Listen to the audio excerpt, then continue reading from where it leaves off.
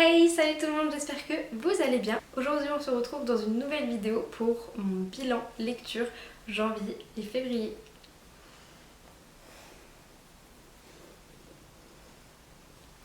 Bon, je pense qu'on va commencer la vidéo avec Nala, elle n'a pas l'air décidée de descendre de mes genoux. Je vais commencer par mes lectures du mois de janvier. J'ai commencé l'année 2024 avec Noël à la charmante librairie de Jenny Colgan aux éditions Pocket. Dans ce livre, on va suivre l'histoire de Carmen qui a perdu son emploi au mois d'août et qui se retrouve à la période de Noël toujours chez ses parents, sans emploi. Et donc on a sa sœur Sophia qui habite à Édimbourg dans une magnifique maison. Carmen jalouse un peu Sophia puisque pour elle, elle a la vie de rêve, elle a un mari, elle a 3 enfants, elle est enceinte et elle a de l'argent. Donc voilà, et Sophia rencontre lors de son emploi, donc en tant qu'avocate, elle rencontre l'un de ses clients qui dispose d'une librairie donc, dans Édimbourg, mais malheureusement il ne l'entretient pas assez pour qu'elle puisse survivre. Donc elle propose à sa sœur de venir à Édimbourg chez elle pour aider ce monsieur à sauver sa librairie. Donc au début, Carmen n'est pas très contente que sa sœur lui trouve un emploi.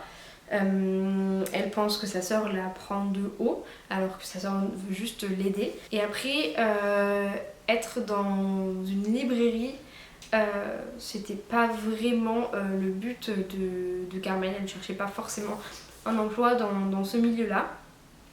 Mais au fur et à mesure de l'histoire, on voit qu'elle y prend goût, qu'elle aime ça et qu'elle s'attache d'ailleurs à lui, elle s'attache à la ville. Et on retrouve bien évidemment toute l'ambiance de Noël puisque tout se passe au moment de Noël. Il y a une romance dans ce livre, je suis pas hyper aux romances, j'aime ça mais il y a petite dose. Et il y a un passage au niveau de la romance qui est arrivé très très vite. J'ai trouvé que tout le reste du livre c'est bien détaillé, mais à ce moment-là c'est très rapide et je n'ai pas trop compris pourquoi. Mais sinon je lui mets un 5 sur 5 parce que j'ai vraiment apprécié ma lecture. La plume de Jenny Colgan est vraiment très appréciable et c'est vraiment un livre à lire à la période de Noël ou même un peu après au coin du feu avec un petit chocolat chaud. C'était très agréable, j'ai vraiment apprécié cette lecture. Donc ensuite, pour terminer toutes mes lectures de Noël, j'ai lu Meurtre sur le Christmas Express de Alexandra Benedict aux éditions Charleston. Dans ce roman, on va suivre Ross, qui est une ancienne inspectrice et qui doit se rendre chez sa fille puisqu'elle est sur le point d'accoucher. Donc elle aimerait être présente pour elle. Donc c'est pareil, ça se passe à la période de Noël. Et c'est dans un huis clos, on est un peu dans un Agatha Christie qui se passe dans un train qui part de Londres et qui est à destination des Highlands. Au sein en fait de ce train, il y a vraiment différents protagonistes. Donc on va retrouver un couple qui est très connu sur les réseaux sociaux. Ensuite on va retrouver une famille avec 3 enfants il me semble, ou 4, je ne sais plus. Et après on va retrouver une dame qui je crois est à la retraite aussi. Un homme dont on connaît pas vraiment l'identité, on sait juste son prénom mais on ne sait pas ce qu'il fait dans la vie. Après on a un groupe de 4 étudiants, de 4 jeunes étudiants qui se rendent en fait dans les Highlands pour participer à un concours. Donc voilà, donc au début en fait de ce livre on a vraiment les premiers chapitres qui nous explique déjà l'histoire de Ross et après on a directement l'analyse point de vue Ross de quand elle est à la gare et qu'elle voit en fait toutes les personnes autour d'elle qui attendent le train qu'elle doit prendre. Donc à ce moment-là à Londres il y a une tempête de neige, donc beaucoup de trains sont annulés sauf celui-ci.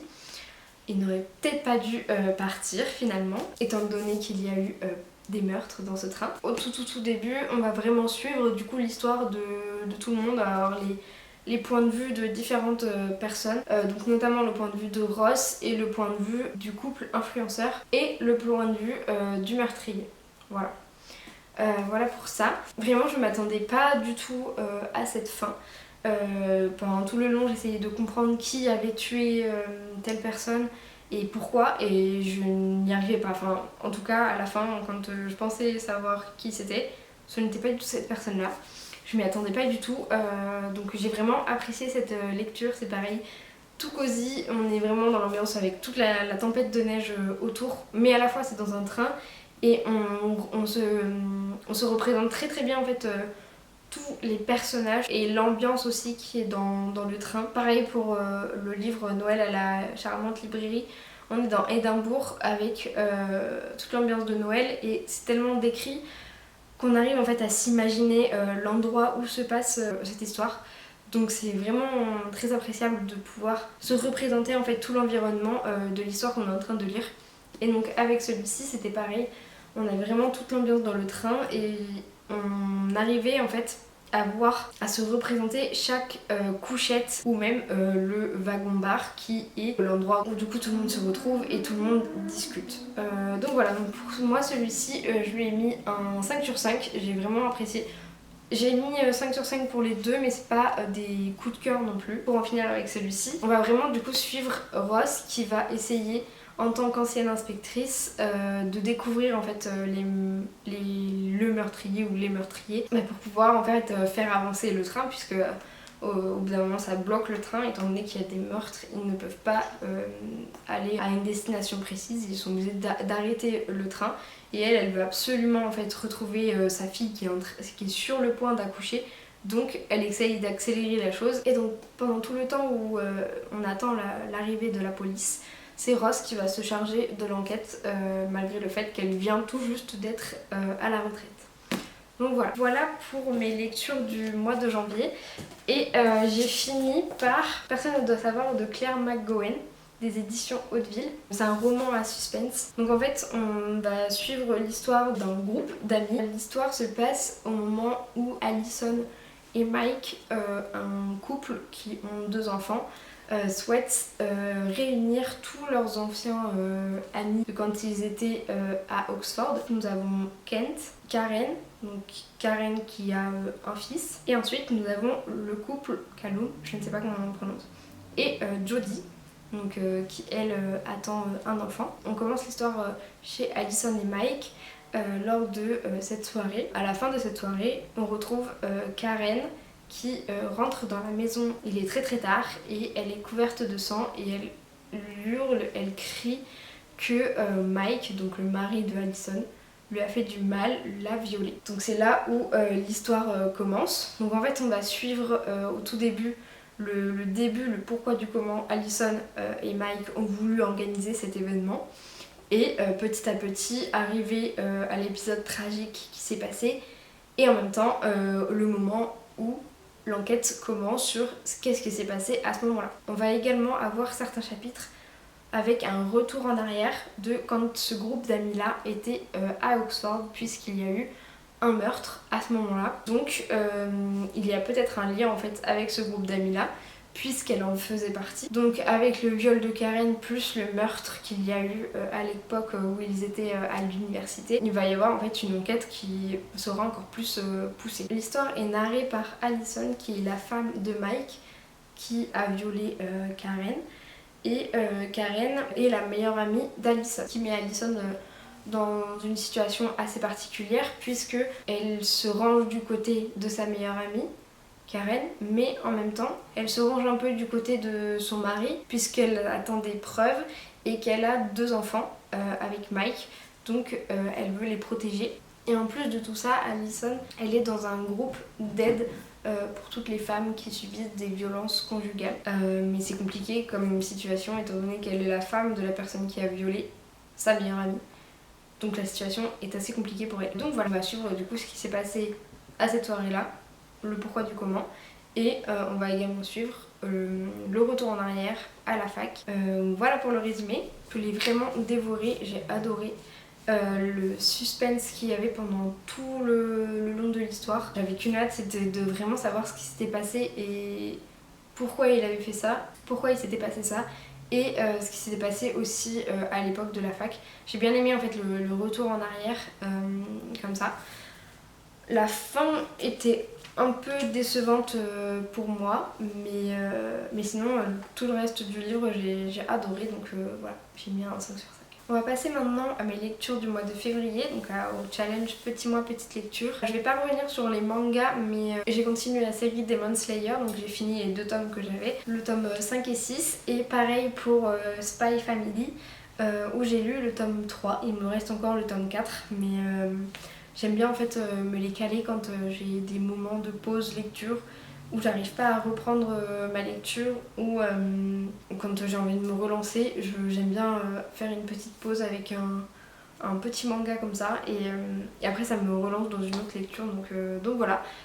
Pour l'instant j'aime bien la suite donc je vais continuer, je vais aller m'acheter les autres tomes. Pour ce qui est des romans graphiques, donc je vais d'abord parler du roman graphique Suzanne de Tom Huberstone, des éditions Ankama. C'est un roman graphique qui suit en fait l'évolution et l'histoire de Suzanne, donc Suzanne Lenglen, la plus grande joueuse de tennis française. Donc pour vous résumer, en fait on va suivre le début, pourquoi son père a voulu qu'elle se lance dans ce sport et bien la suite en fait de tous ces exploits, de comment elle est arrivée au sommet et comment également elle a aidé le sport féminin à évoluer dans le temps. Elle a été un exemple pour de nombreuses générations et voilà. Alors et également en fait au niveau de la pression qu'on pouvait lui mettre pour mais ne pas arrêter de faire des matchs, des compétitions. À cette époque-là, en fait, quand on faisait des compétitions, même les grands chelem, on n'était pas forcément payé en fait, au niveau du transport, au niveau des tenues, au niveau de l'équipement, au niveau de tout ça, c'était vraiment la famille qui devait tout payer. Donc c'était pour ça qu'en fait, à l'époque,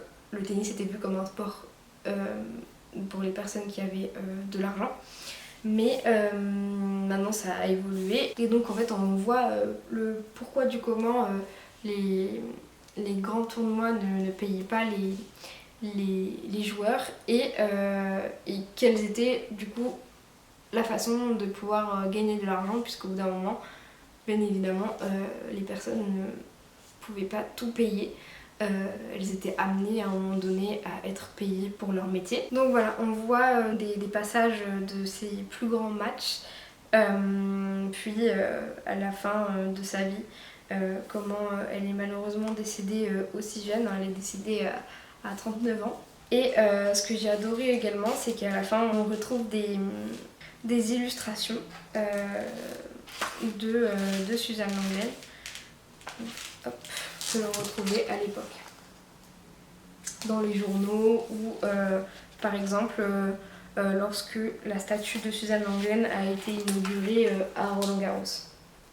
Donc voilà, moi j'ai adoré en fait les planches, déjà les dessins étaient magnifiques, l'histoire était vraiment sympa à lire, j'avais vraiment envie juste après de regarder un documentaire en fait sur Suzanne Lenglen. Ça m'a vraiment donné envie d'en apprendre plus sur elle. Après, je trouve personnellement, alors là c'est parce que vraiment j'aimerais en savoir plus sur elle, mais je trouve qu'il y a vraiment eu pas mal de planches, de passages sur ces matchs et pas assez sur comment elle s'en sortait à l'extérieur. Je sais pas comment expliquer, mais je trouvais qu'il manquait un tout petit peu plus de détails par rapport à sa vie personnelle et non sa vie sur les cours, parce qu'on sait très bien que c'était une très très grande championne. Donc voilà, pour moi il manquait juste ça, mais sinon c'était vraiment très intéressant et du coup j'ai mis un 5 sur 5. Pour l'instant j'ai que des 5 sur 5, mais attendez parce que ça va un peu redescendre à un moment donné. Donc voilà pour ce roman graphique. Donc ensuite j'ai lu Le printemps de Sakura de Marie Giaffredo, des éditions Vent d'Ouest, pardon. Juste les planches sont super belles, c'est super beau, la couverture est magnifique. Donc ici on va suivre la vie de Sakura qui a 8 ans, qui a perdu sa maman très jeune. Donc son papa est français et sa maman est japonaise et donc l'histoire se passe à Tokyo. Malheureusement Sakura a perdu sa maman très jeune, ils habitaient déjà à Tokyo Et donc son père, à cause du travail, il a certains déplacements à faire. Donc à ce moment-là, Sakura est obligée de passer des vacances chez sa grand-mère, donc du côté maternel. Mais elle a un problème, c'est qu'elle a du mal à parler japonais. Elle a peur de ne pas arriver à comprendre sa grand-mère et à se faire comprendre elle-même. Et elle a peur du coup de se retrouver avec sa grand-mère alors qu'elle ne la voit pas très souvent et de ne pas arriver à communiquer avec elle. Et on va se retrouver du coup avec la grand-mère japonaise qui est vraiment adorable. Il y a énormément de moments où elle cuisine avec sa grand-mère et ce moment de partage c'était vraiment adorable. Ça donnait faim aussi. Ça m'a vraiment donné faim à un certain moment. Mais voilà, la grand-mère a des amis, donc elle va les voir. Elle fait rencontrer du coup ses amis à sa petite fille. Ah oui, j'ai oublié de préciser, mais du coup, Sakura habite avec son papa à Tokyo.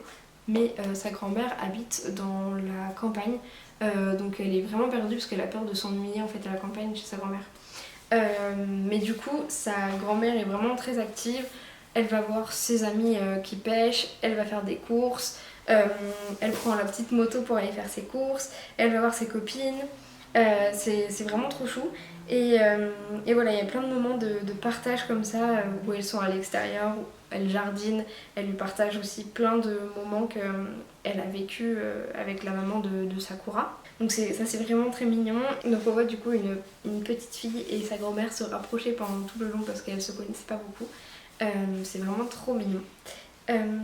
Après le seul point négatif que je pourrais voir c'est qu'au tout début Sakura dit à son père qu'elle ne comprend pas très bien le japonais et qu'elle ne le parle pas très bien non plus. Quand elle revoit sa grand-mère, elle lui parle, elle a du mal à la comprendre, donc après ça se passe. Et quand son père part, donc c'est-à-dire dès le lendemain, que juste après en fait, pendant tout le reste de l'histoire, elles arrivent à communiquer très facilement. Ça m'a un peu perturbée. Ça j'ai pas trop compris ce choix-là. Mais bon, après tout le reste c'était vraiment très mignon et vraiment je vous le conseille pour un petit moment tout doux. On retrouve les cerisiers en fleurs, tout ça. Et ça nous donne faim aussi. Vraiment ça donne faim. Donc voilà, le printemps de Sakura. Je lui ai mis un 5 sur 5 aussi. Et le dernier roman graphique c'est Échec de Victor L. Pinel des éditions Grand Angle. Donc là on va suivre ce jeune homme qui se rend dans une maison de retraite pour accompagner les personnes âgées pour qu'ils aient de la compagnie. Il va se retrouver avec cette dame qui ne veut pas se sociabiliser. Et pour l'homme arrive à discuter avec cette dame, il s'intéresse aux échecs et du coup elle lui apprend à y jouer. Donc ces échecs, chaque pion donc, a une particularité et on va suivre en fait derrière tout ça l'histoire des 8 personnages que l'on peut retrouver sur la couverture. Chaque personnage représente un pion de l'échiquier et donc ils ont une histoire qui les relie tous. J'ai adoré. Ça c'est mon coup de cœur par contre. Ça c'est un coup de cœur vraiment. C'était incroyable. Je m'attendais pas du tout à cette fin. Déjà les planches c'était super bien dessiné. Et on suit vraiment l'histoire de plusieurs personnes. C'est-à-dire qu'on suit l'histoire d'un jeune homme qui est un peu perdu dans sa vie, un adolescent. On suit un acteur qui est très connu. On suit l'histoire de deux meilleurs amis, d'un couple homosexuel qui sont en couple mais à distance puisqu'il y en a un qui part toujours en voyage humanitaire. Ensuite on suit l'histoire d'une femme qui vient de divorcer et qui travaille donc à la maison de retraite et on suit un couple de retraités. Voilà pour tous les protagonistes et du coup ils sont tous reliés et on va savoir en fait au fur et à mesure de l'histoire comment ils sont reliés et pourquoi du coup ils correspondent à chaque pion de l'échiquier. Voilà pour l'explication. Ces personnes ont un problème en fait dans leur relation, soit amoureuse, soit avec eux-mêmes. On va découvrir en fait pourquoi ils ont tous ces problèmes-là et comment ils pourraient les résoudre. Voilà, c'est tout ce que je peux vous dire dessus. Mais en tout cas, foncez parce qu'il est vraiment super bien. Foncez, Échec de Victor L. Pinel. Là, on va redescendre. C'est pas un coup de cœur et ce n'est pas un 5 sur 5 non plus. On va parler de La danseuse de Patrick Modiano des éditions Gallimard. À vrai dire, j'ai pas tout compris à ce livre. Je vais juste vous lire le résumé. La danseuse arrivait le matin à 7h45, gare du Nord, ensuite le métro jusqu'à la place de Clichy. Le bâtiment de studio Walker était vétuste. Au rez-de-chaussée, une dizaine de pianos d'occasion rangés en désordre comme dans un dépôt. Aux étages, une sorte de cantine avec un bar et des studios de danse. Elle prenait des cours avec Boris Kniazev, un russe que l'on considérait comme l'un des meilleurs professeurs. Une odeur particulière de vieux bois, de lavande et de sueur. Donc pour moi déjà en lisant ce résumé là, je pensais qu'on allait vraiment parler d'une danseuse et suivre sa vie en tant que danseuse. Non, pas du tout. On va suivre la vie d'une autre personne. Je me souviens pas du tout de son nom. Je crois qu'on connaît son prénom vers la fin du livre. C'est une personne qui arrive à Paris, qui n'a pas de logement, qui est écrivain et il rencontre une personne qui lui propose d'aménager dans une chambre de bonne. Sur son chemin, à un moment donné, il croise du coup la danseuse et il va un peu raconter sa vie. Il va un peu la suivre puisqu'il va garder l'enfant de la danseuse et donc il va raconter la vie un peu personnelle de la danseuse, le fait qu'elle l'emmène à des soirées, mais je peux pas réellement vous faire un vrai résumé parce que j'ai pas tout compris, j'ai pas réussi à suivre, je sais pas, c'est un roman contemporain, j'ai vraiment pas l'habitude d'en lire. Et là l'auteur il m'a vraiment perdu. Je pense, enfin c'était bien écrit je pense, mais je sais pas. Je pense que je devrais le relire pour arriver à comprendre. Je mettrai un 2 du coup à cette lecture, mais je pense qu'à un moment donné je vais essayer de... Enfin, soit je le laisse dans ma bibliothèque et je me dis à un moment donné je vais le relire pour essayer de comprendre en fait cette histoire.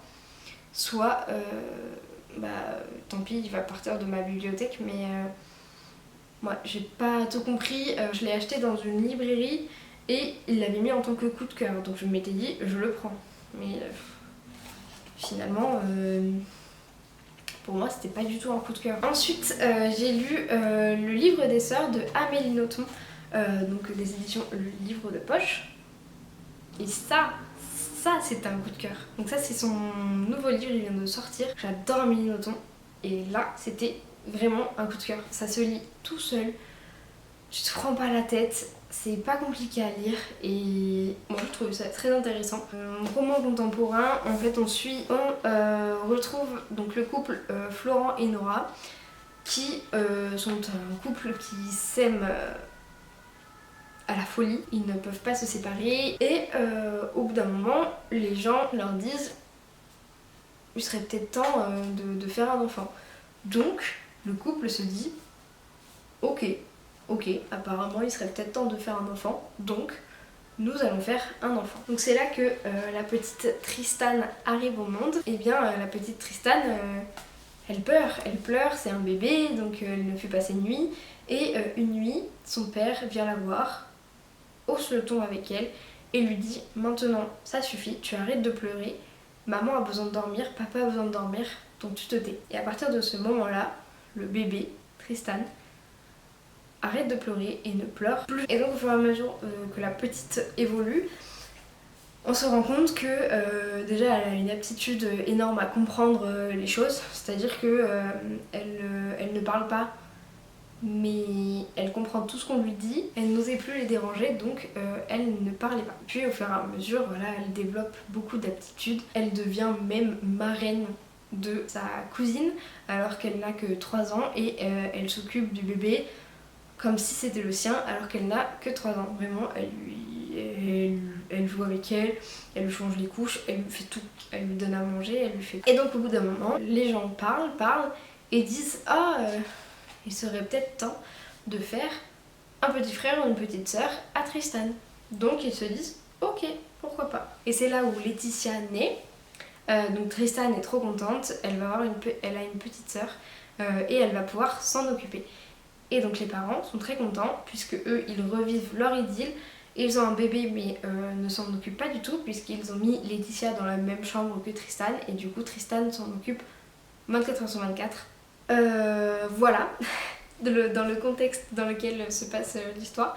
C'est assez spécial dit comme ça mais du coup on voit en fait le point de vue de Tristan, de comment en fait elle évolue face à des parents qui ne la considèrent pas, qui la jalouse par son intelligence et qui en même temps la prend pas forcément pour une personne intelligente, mais la prend pour une menteuse, puisque quand sa tante dit à sa sœur que sa fille sait parler hyper bien, qu'elle parle de politique ou choses comme ça avec ses cousins, et qu'elle n'a que 6 ans, ses parents ne la croient pas. Donc voilà, c'est un côté, voilà, c'est une menteuse, elle est très intelligente, mais pas trop non plus, elle est débrouillarde, elle peut s'occuper de sa petite sœur, donc c'est parfait.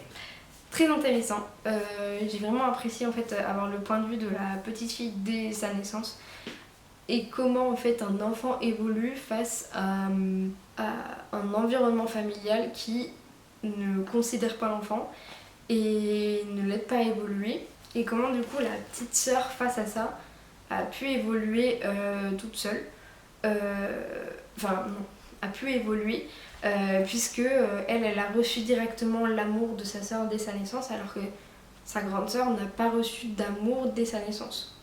Elle a reçu de l'amour quand sa petite sœur est née. Donc voilà, il y a ces deux points de vue là qui sont très intéressants, et voilà, donc pour moi c'était vraiment un coup de cœur, j'ai mis 5 sur 5. Vraiment foncez si vous aimez les histoires contemporaines faciles à lire, et si vous adorez Amélie Nothomb, franchement son nouveau roman est très bien. Voilà. Et enfin on termine sur Anatomy Love Story de Dana Schwartz, des éditions Albin Michel. Ça aurait pu être un coup de cœur. Vraiment, je suis trop triste. Je suis trop triste. Je vous explique un peu. L'histoire se passe à Édimbourg en 1817.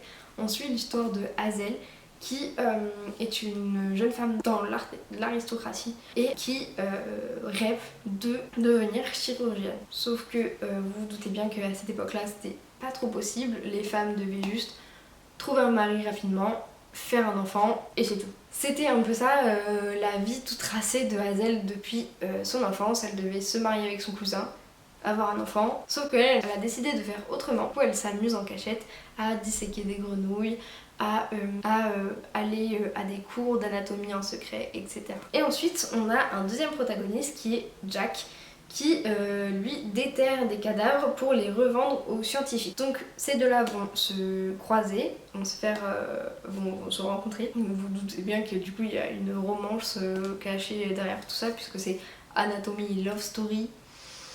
Il y a une petite histoire d'amour derrière tout ça, mais c'était vraiment très intéressant, je l'ai dévoré, vraiment j'ai adoré. Je mets trigger warning par rapport aux moments très gore. J'ai vraiment eu beaucoup de mal à les lire ces moments-là, donc si vous voulez, j'ai noté les chapitres où c'était vraiment gore. Donc le chapitre 11, le chapitre 13 et le chapitre 32 et 33. Donc, si vous aimez pas les choses gore, ne lisez pas ces chapitres-là. Je pense qu'il y a pire dans d'autres livres, mais moi j'ai été très dérangée de lire ces passages-là, parce que j'aime pas du tout les trucs gore, c'est pas du tout mon truc. Mais ça m'a pas empêché d'adorer quand même ce livre-là.